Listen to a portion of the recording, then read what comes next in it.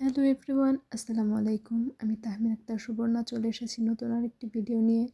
আগের ভিডিওতে আপনাদের সাথে আমি আমার ইউটি কার্ড পাওয়ার যে এক্সপিরিয়েন্স ছিল সেটা শেয়ার করেছিলাম আর বলেছিলাম এক এক করে সব কিছুই আপনাদের সাথে শেয়ার করব। তো আমি আমার ইউটি কার্ড পেয়ে যাই 26শে আগস্ট। তারপর আসলে তেমন সময় পাইনি, যেহেতু আমার 2 সেপ্টেম্বরেই ফ্লাইট ছিল। খুব তাড়াহুড়োর মধ্যে আসলে আমাকে বাহিরে চলে আসতে হয়। তো ফ্যামিলির থেকে আসলে বিদায় নেয়ার এই মুহূর্তটা যে কতটা আসলে কষ্টের, সেটা আসলে বলে বোঝানোর মতো না। এয়ারপোর্টের আসলে এই জায়গাটাতে আসলেই বোঝা যায় সিচুয়েশনটা প্রত্যেকটা মানুষের জন্য কেমন থাকে।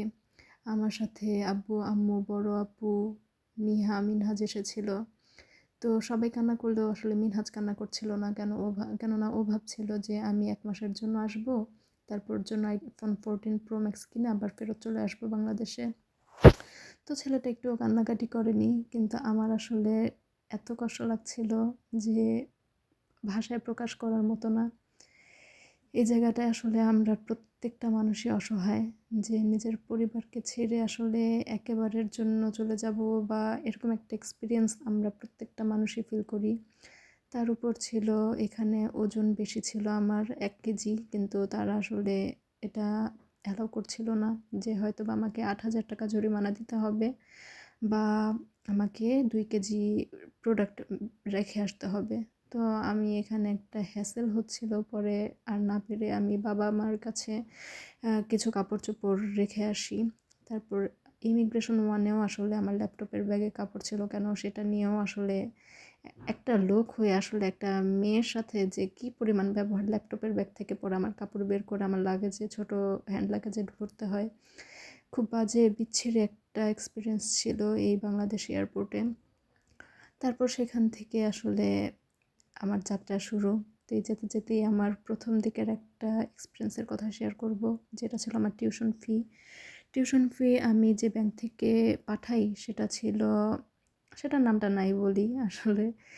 সেই ব্যাংক থেকে টাকা পাঠানোর পরে আমি 30 এপ্রিলে টাকাটা পাঠাই টিউশন ফি, আর আমার ডেডলাইন ছিল 1 মে। তো টাকাটা পাঠানোর পরও আমি আসলে কোনো আপডেট পাচ্ছিলাম না ভার্সিটি থেকে, যে টাকাটা পৌঁছেছে কিনা। তো ভার্সিটিতে মেল করার পর তারা আমাকে জানায় যে আমার সুইফট কপি সহ তারা আমাকে মার্ক করে দেয় যে আমার আইবিএন নাম্বার ভুল, তো টাকাটা পৌঁছায়নি। তো আসলে এমন একটা সিচুয়েশন যে এত দূর এসে আমার টাকাটা পৌঁছায়নি শুধুমাত্র ব্যাংকের একটা ভুলে। তো আমি খুবই কান্নাকাটি করছিলাম। তো আমি 14-13 তারিখে আবার ব্যাংকে যাই, ব্যাংকে গিয়ে কারেকশন করিয়ে সেই কারেকশন কপিটা আমি ভার্সিটিতে পাঠাই। তো ভার্সিটি আমাকে জানায় যে তারা আমাকে 3 দিনের সময় দিবে। এই 3 দিনের মধ্যে যদি টাকাটা আমি অ্যাকাউন্টে না দেখাতে পারি, তাহলে আসলে আমার স্টুডেন্টশিপ ক্যান্সেল হয়ে যাবে। তো এর মধ্যে হয় কি, যে আমি 13 তারিখ কারেকশন করলেও 14 তারিখ টাকাটা সুইডেনে না পৌঁছে 14 তারিখ টাকাটা নিউ ইয়র্ক থেকে বাংলাদেশে ব্যাক করে দেয়।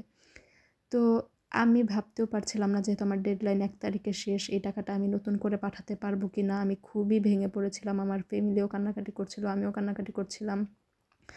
আর একদম আল্লাহর উপর ভরসা রেখে, যেহেতু ভার্সিটি থেকে আমাকে 3 দিনের টাইম দিয়েছে, তো নতুন করে আমি আবার 15 তারিখে টাকাটা ব্যাংকে থেকে 18,000 টাকা আমার আরও এক্সট্রা লাগে, যেহেতু ডলারের রেট বেড়ে যায় আর সুইফট কপিরও চার্জ আমাকেই দিতে হয়, যদিও সেটা ব্যাংকের ভুল ছিল।